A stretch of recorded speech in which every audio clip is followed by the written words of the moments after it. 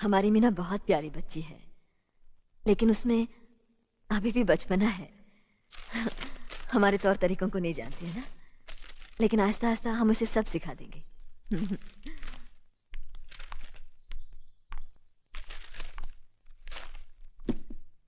बड़े भैया, ये अपने घर जाना चाहती है। जाना भी चाहिए, 4-5 महीने हो गए, मायके की याद भी आती होगी इसे। और अर्जुन, तुम्हारे ससुर जी तुम्हें कई बार बुला चुके हैं, तुम भी कुछ दिनों के लिए हो आओ, तुम्हारा मन भी बहल जाएगा। अगर ये वापस लौटने के लिए जा रही होती तो मैं जरूर जाता, मगर ये तो हमेशा के लिए इस घर से जा रही है। कैसी बातें कर रहे हो? अगर तुम दोनों के ख्यालात एक दूसरे से नहीं मिलते तो इस मामले को घर की 4 दीवारी में बैठकर आपस में सुलझा लेना चाहिए। बहू शहर की पढ़ी लिखी लड़की है, उसे गांव के रीति रिवाज के बारे में क्या मालूम। यह तो तुम्हारा फर्ज बनता है अर्जुन कि तुम उसे हमारे तौर तरीके सिखाओ। सिखाने से कोई फायदा नहीं बड़े भैया, ये खुद को इस माहौल में डालना ही नहीं चाहती, इसलिए भेज रहा हूं। अच्छा, तो तुमने फैसला भी कर डाला? बड़े भैया, बात यह है कि मैंने मीना को, तुम बहुत समझदार भी हो गए हो ना, तो फिर तुम्हें इतना तो समझ लेना चाहिए, अगर बहू अपने आप को बदल नहीं पा रही है तो तुम बहू के मुताबिक बदल जाओ। आखिर वो तुम्हारी पत्नी है, उसका साथ देना तुम्हारा धर्म है। तुम्हारे भरोसे ही तो उसने अपनी सारी जिंदगी सौंप दी तुम्हें। अर्जुन, मेरे दर्द पर तुम तड़प उठोगे, तुम्हें तकलीफ होगी तो मैं रो दूंगा, क्योंकि हम दोनों एक ही मां की संतान हैं, खून का रिश्ता है हमारा। मगर पत्नी का नाता उससे कहीं ज्यादा गहरा होता है, क्योंकि वो पराये घर से आकर अपनों से कहीं ज्यादा अपनी हो जाती है, परछाई बन जाती है हमारी। पति शरीर है तो पत्नी उसकी आत्मा है। पत्नी ही पति के जीवन को सही अर्थ देती है, उसे कामयाब बनाती है। पत्नी के बगैर पति बेजान और बेमाने हो जाते हैं। अगर आज तुम अपनी पत्नी को हमेशा के लिए उसके मायके छोड़ाओगे तो यह गांव, यह समाज क्या कहेगा हमारे बारे में?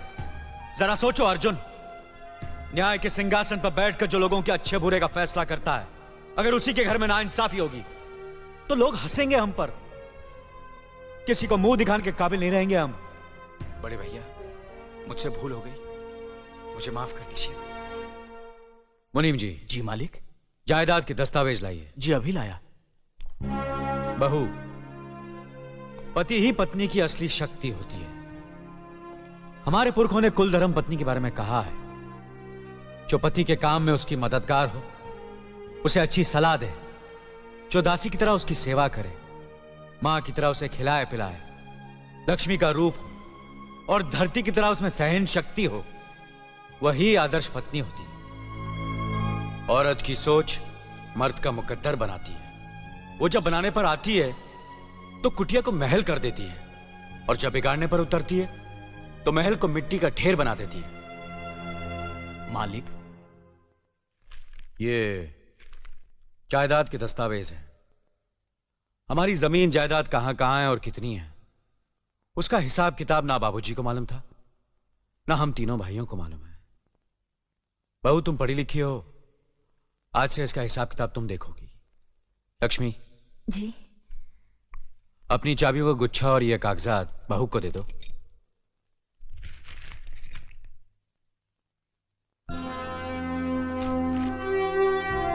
आज से तुम इस घर की मालकिन हो। तुम जहां कहोगी, जिस कागज पर कहोगी, हम तीनों भाई चुपचाप आंख बंद करके दस्तखत कर देंगे।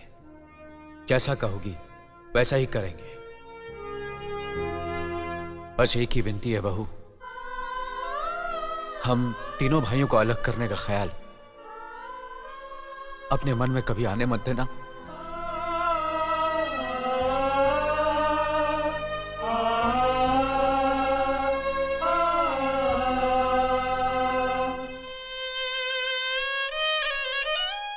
बहुत अच्छा किया तुमने बहू, बहुत अच्छा किया।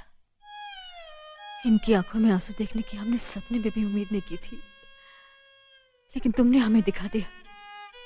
बहुत अच्छा किया तुमने, बहुत अच्छा किया।